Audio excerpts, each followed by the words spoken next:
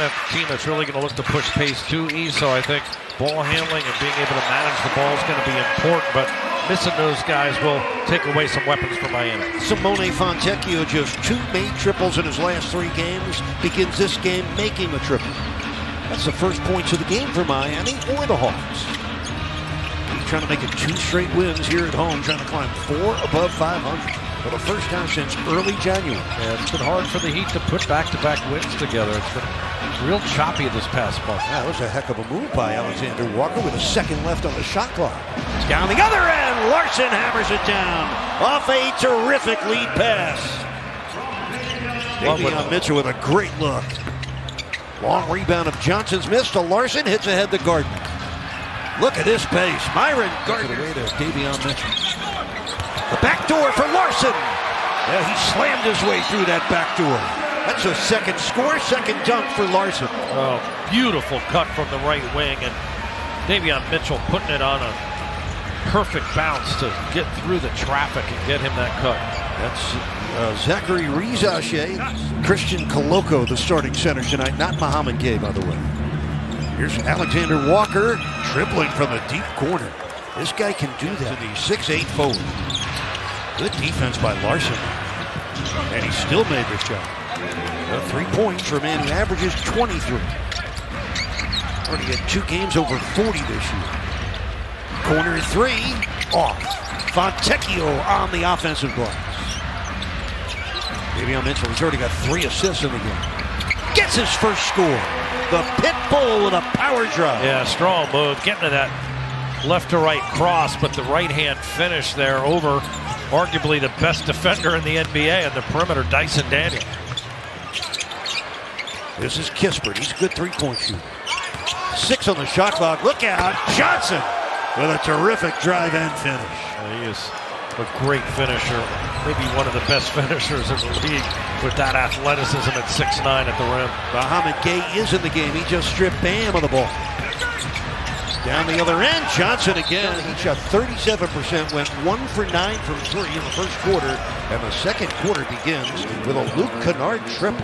Look, Luke Kennard wasn't in that first quarter, and that's a big reason why he's going to pick up that 3-point shooting, one of the best in the history of the NBA, 49% on his first attempt, able to convert from 3 for the Hawks. A 17-4 Hawks run, and that put a dent in it. Jaime Jaquez Jr., he's now had at least 1 triple.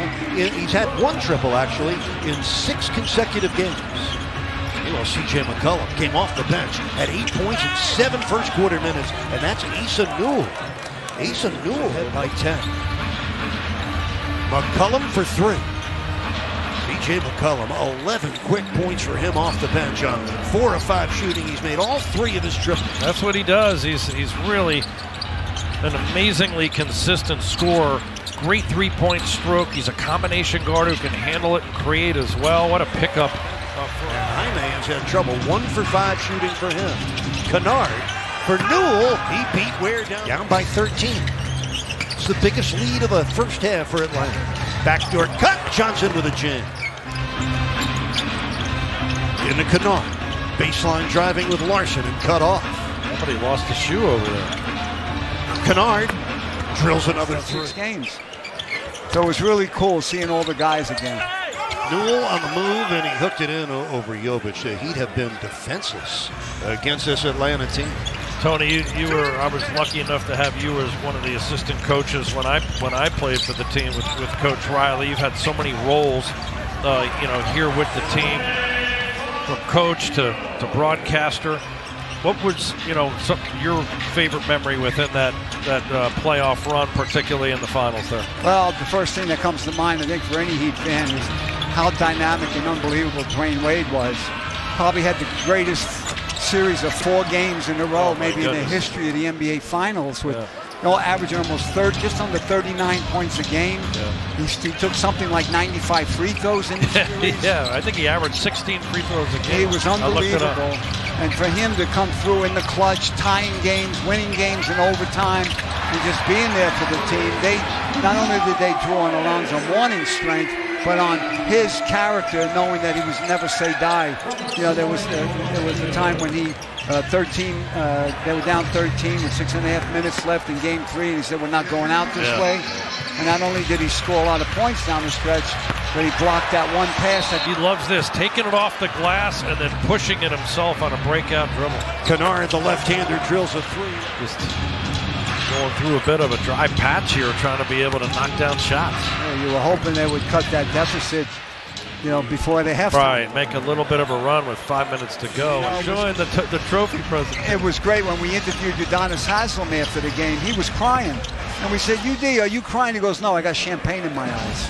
He didn't want everybody to know he was crying. Jalen Johnson now with 16 points. The Hawks ahead by 19 as Jovic. Hawks to do what they want. 67 points for them.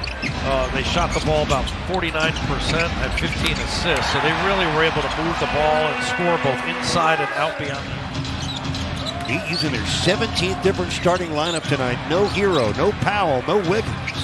And John Bam made just one of his 9 shots in the first half. He hit 12 straight games, and he has really played well. Yeah, he just looks so comfortable out there. Fits right in like a glove the way he's attacking. He trailed by 12.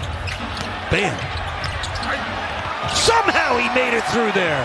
That's a first down and a 2-point. Johnson, his second triple of the game. That gives him 79 on the year. And look how quickly Gardner. Pella gets fouled, and it goes. The third quarter was 5. Just under 5 minutes left in the quarter. That's C.J. McCullum. Dame Mitchell in the hip pocket of McCullum. That's a professional. That's McCullum. That's a good act on 10 for 16 shooting. He's 34 years old. In his 13th season, and he looks as sharp as ever. 6 of 8 from 3 tonight. And Bam tips it over to Mitchell. Damian Mitchell, 10 assists in tonight's game. Fontecchio, Bulldog. Winds up with his 14th rebound of the game. Gardner. I like his grittiness on the defensive end, too, his ability. See what Gardner pushing up defensively on Kispert. Switches out to Walker, who drills the triple. 33rd double-double. He and Karl Anthony Towns of the Knicks lead the NBA with 33 double-doubles each. Good ball movement. Jalen Johnson sends it back. Alexander Walker knocks it down. 20 of 45 from 3. It's a 39-point difference tonight in 3-point shots. Marquez Jr. with the score. Jaime with 15 points off the Heat bench tonight. It's 118-97, backdoor for Alexander Walker. Gay says, why not me? Heat play the next 2 on the road in Boston on Friday and Washington on Super Bowl Sunday. That's Pella Larson. 21-point Atlanta lead, 4:15 left in this fourth quarter. A disappointing game at home for the Heat. Yeah, those types of breaks having a tremendous game.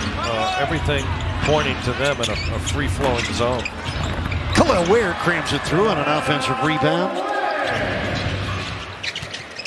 And 65 bench points. Nice steal by Drew Smith. Coast to coast in his 15 minutes. Jaime against McCullum. Hits the jumper. Really not upper echelon elite teams. You got to take care of business. Well, Miami had better records than both of them, and going to lose to both of them in just a 2 or 3 day span. Marquez Jr. with another score, so he has 19 points now.